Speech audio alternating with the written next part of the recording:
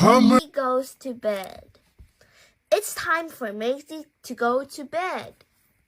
Maisie has a bedtime drink. Gulp, gulp, gulp. Maisie goes to the loo.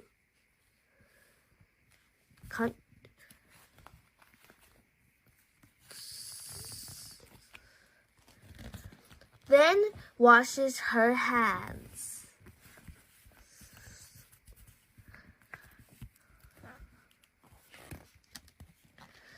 Maisie brushes her teeth.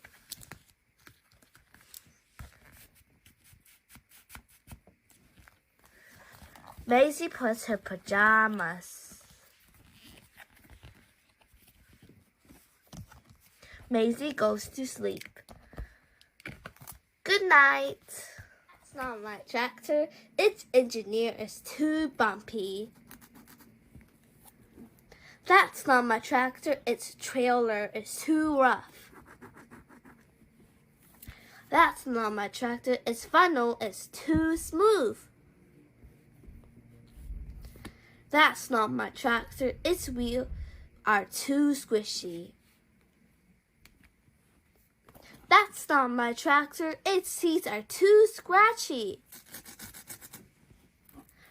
That's my tractor. Its headlamps are so shiny. Maisie's moon mission. Maisie is going on a really special mission. She's flying to the moon. 3, 2, 1, blast off!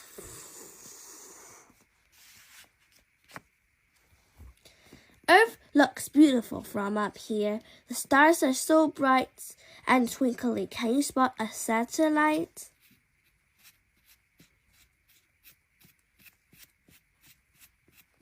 Here.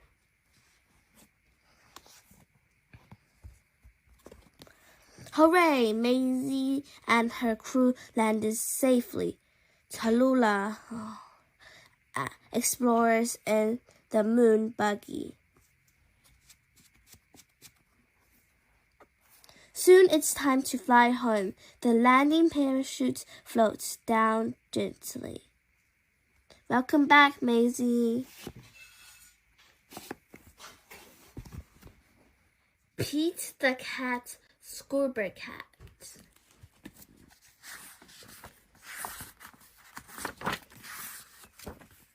Pete the cat is excited. He is going scuba diving. Pete puts on a mask and fins. He has a tank full of air. He hopes to see a lot of fish. If you are lucky, you might see a seahorse, says Captain Joe. A seahorse, says Pete. I can't wait. I never saw one before. Their ridges look like a horseman, says Captain Joe. Groovy, says Pete. Pete jumps into the waters. Splash! Down, down, down he goes. Up, up, up go the bubbles. Pete looks for a seahorse. He sees a swordfish. Pete swims out of the way. Pete waves to a stingray. It has a long, skinny tail. That's not a seahorse, thinks Pete. Pete looks high and low for the seahorse. Then he feels a tickle. Pete sees a school of fish. They all look alike except for one. It puffs up. It is a blowfish.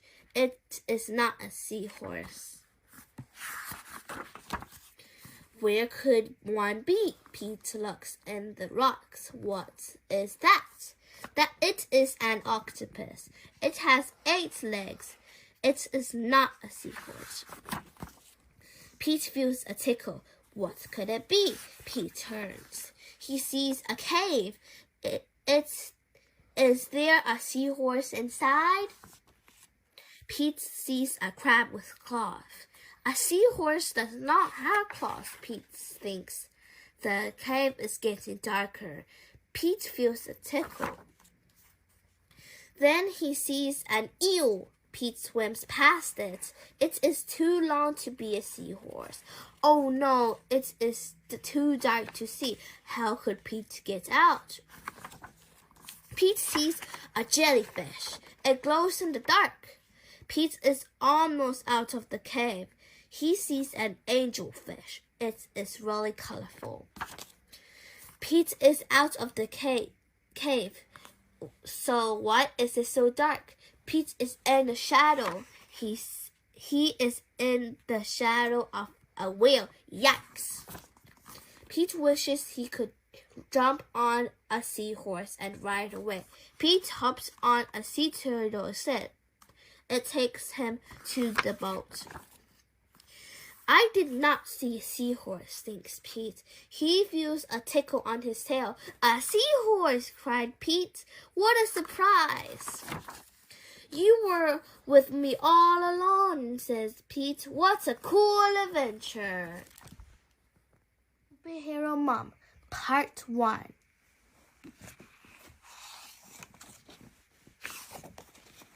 Superhero Mom. All moms are truly brilliant, but sometimes you will find one who was a special something like mine. Superhero Mom. She gets up every morning with a superhero leap. Though sometimes even superheroes need a bit more sleep. She does so many things at once. She zooms around everywhere, mending, mixing, making, taming tangles in my hair. She must have super strength because she carries so much stuff. My scooter, wheelies, coat, and even that's not enough. For when we have to run because I see the bus drive by, she picks me up and goes so fast I think she can fly. She makes up super things to do, like this, my favorite game. And monsters chasing children around the playground is its name. If I'm feeling sad or cross, or when I've hurt my knees, my mom's the superhero that I always want to see. As a flash with a smile, my superhero mom appears with a sticky plaster and a kiss to chase away tears. Superhero Mom Part 2. And when I'm playing in the bath, she makes us both look weird by giving each of us a really funny bubble beard. She doesn't wear a cape or fly to Earth from outer space, but she's the one who saves me when there's trouble I must face. Like sometimes when I go to bed, my teddy bear isn't there, and I can't sleep without him. So that really is not fair. My mom's the one who dashes off to have a look around, and every nook and corner tell, yippee, hooray, he's found. I say, you are my superhero and the best mom too. She smiles and says, remember this, my love, because it's true. And when she holds me tight and spins me in a super swirl. Every mom's a superhero, and so is every girl. Fly Guy versus the Fly Swatter.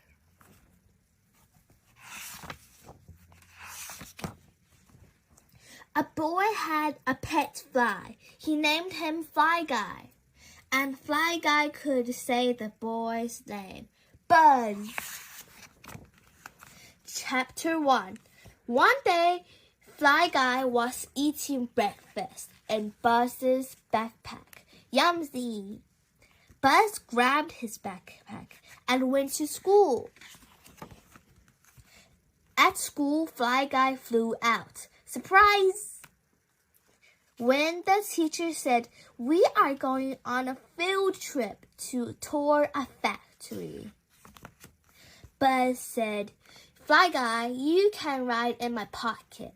The class rode the bus to the factory.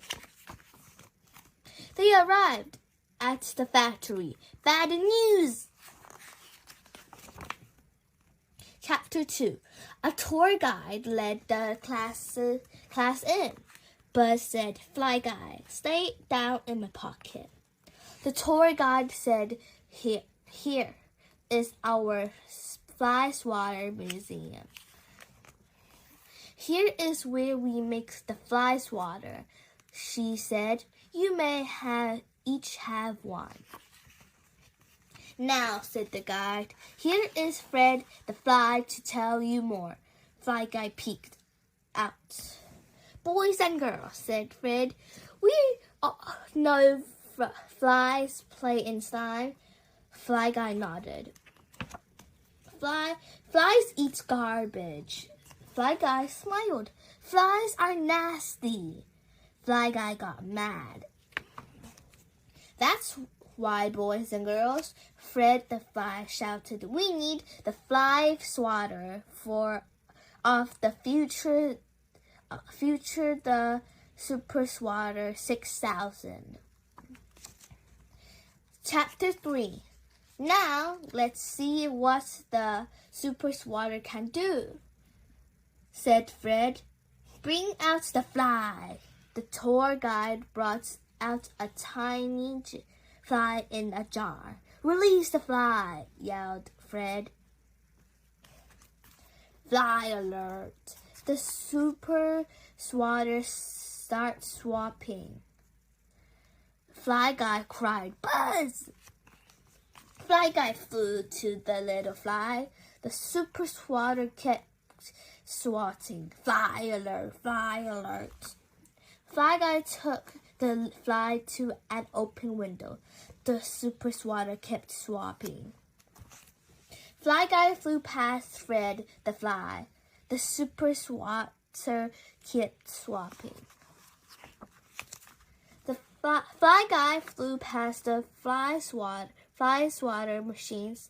The Super Swatter kept swatting. "Stop! Stop!" yelled Fred. "Everyone out! No more factory tours ever!" Back at school, the class made an art project. Everyone agreed. Best field trip ever. "There's broccoli in my ice cream."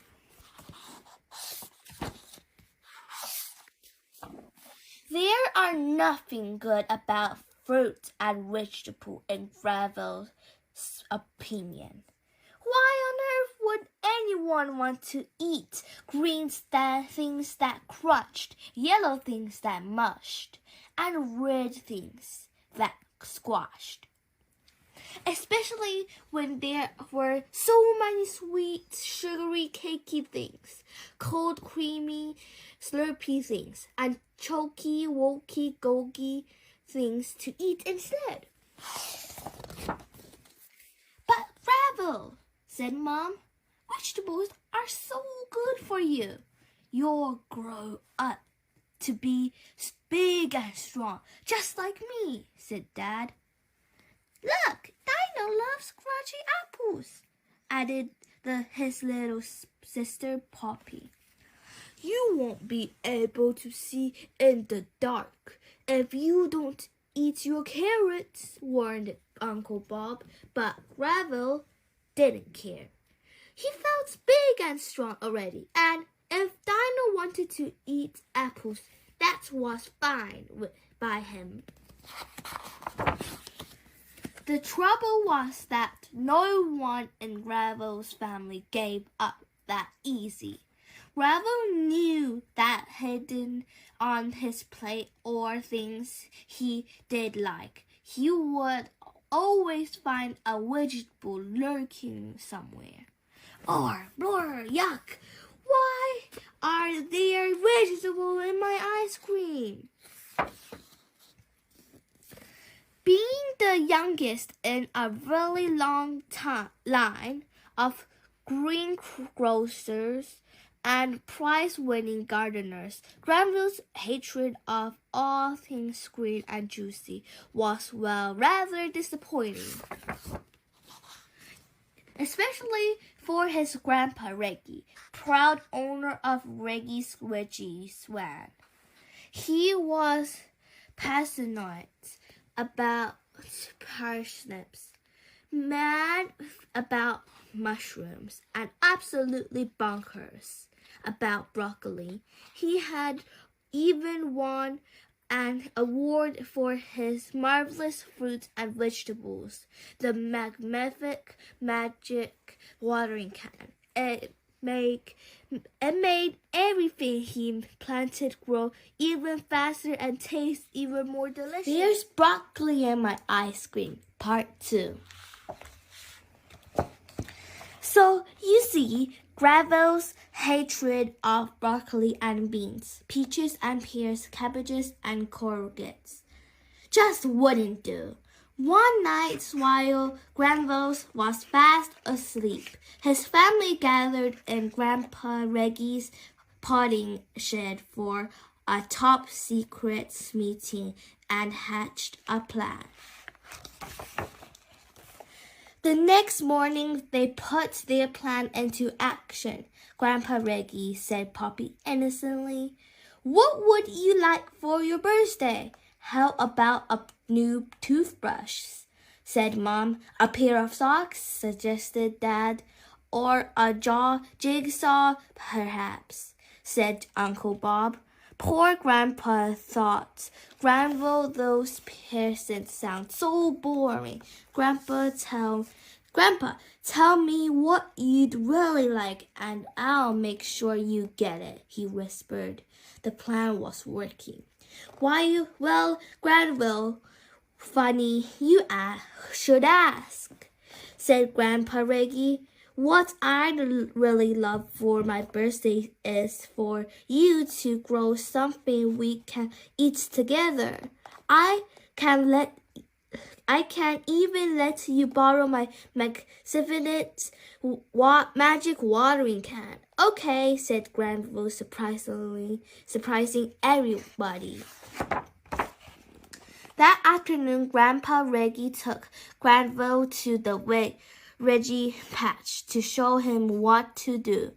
They weeded, raked, dug holes, planted seeds, watered the seedlings, and picked the crops. At the end of the day, they had a huge basket of fruits and vegetables to sell from Reggie's van. The next morning, Granville arrived at the Reggie patch, bright and early. He couldn't wait to get started on a plan of his really own. Surely, he thought, licking his lips, of Grandpa's watering can is really magic. Then everything I plant will grow to be big and delicious. So Granville soared pizza slices and burgers, sweet and chocolate bars, cream cakes and biscuits, lots and lots of ice cream and jelly. Grandpa Reggie was going to love his special birthday garden. Granville was sure of it. At last, it was Grandpa's birthday. Grandpa wanted to open his present at the Reggie patch, so everybody followed him there. where they found Granville and the most extraordinary garden. Nobody had ever seen a jelly jungle or a piece of plant before. Let alone an absolutely enormous knickerbocker, glorious tree. Ta-da! Happy birthday, Grandpa! Shouted Granville. Come and have a taste, Grandpa. It's delicious. Oh dear, the family plan had failed. Most spectacular. It was time to try something drastic. Arg, blurk, yuck, said Grandpa Reggie, winking at the others. Granville was really disappointed. Indeed, that Grandpa Reggie didn't like his presents. The only way you'll get me to try any of that yucky ice cream is if you try eating some of this nasty tasty broccoli I grew for you. Granville went quiet. Well, maybe he could have just a little bit taste, maybe, to make Grandpa happy on his birthday. So he bravely opened his mouth, closed his eyes, nibbled, chewed, and gulped. Granville's family waited nervously for the rigid until he surprised them all. Actually, Grandpa, broccoli isn't too bad, he declared. In fact, it's really rather yummy. Hooray, hippie! Ooh, ooh, ooh. Everybody celebrated Grandpa Reggie's birthday and Granville's broccoli bravely long into the night with the most wonderful ice cream and broccoli banquets. From that day forward, Granville loved broccoli. He even tried lots of other juicy fruits and crunchy vegetables too. Grandpa Reggie was so proud of him that Granville was allowed to use the magnificent magic watering can whenever he wanted, and just like Grandpa Reggie, Granville's customers loved the things that he grew. Roll up, come and get your broccoli ice cream.